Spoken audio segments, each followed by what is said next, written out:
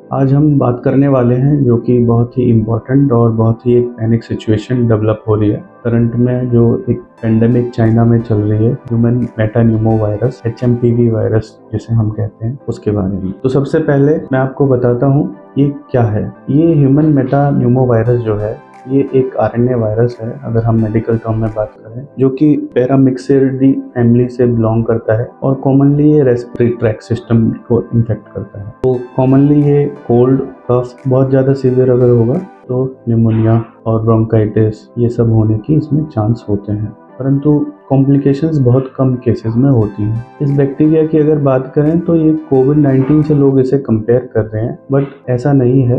कोविड-19 एक नया वायरस था, जबकि ये 2001 से इसके कई केसेस, जो HMPV वायरस है, इसके कई केसेस डायग्नोज किए जा चुके हैं और रिपोर्ट भी किए जा चुके हैं। तो दूसरी अगर बात करें तो जिस तरह से Covid air to air transmit हो रहा था, तो पेशेंट्स में हवा में ही वो फैल गया था, इसलिए बहुत ज़्यादा एक पेंडेमिक आ गई थी। परंतु इस वायरस के साथ ऐसा नहीं है।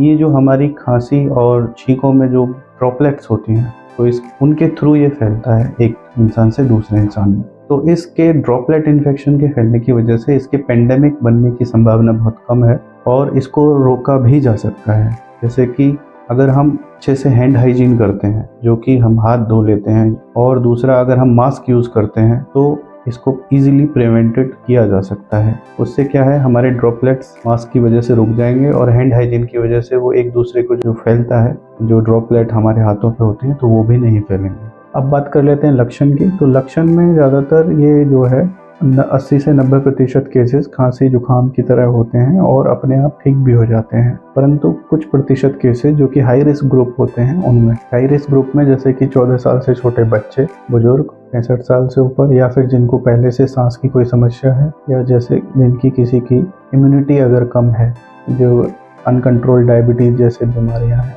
इनमें रोग प्रतिरोधक क्षमता कम है, ऐसे लोगों को कॉम्प्लिकेशंस हो सकते हैं। इस कॉम्प्लिकेशंस में अगर बात की जाए तो pneumonia, bronchiolitis and acute respiratory distress भी हो सकता है। अगर वैक्सीन की बात की जाए, वैक्सीन में ऑल्दो अब ट्रायल्स चल रहे हैं बाइवेलेंट लाइव एटेन्यूएटेड वैक्सीन के, जो कि रिसेंटली नेचर आर्टिकल में पब्लिश भी हुए हैं, परंतु अभी तक FDA अप्रूवल नहीं मिला है। तो currently we are not having any vaccine for this, और ट्रीटमेंट ज़्यादातर सिम्टोमेटिक ही दिया जा रहा है। सतर्क रहने की आवश्यकता है, घबराने की आवश्यकता नहीं है।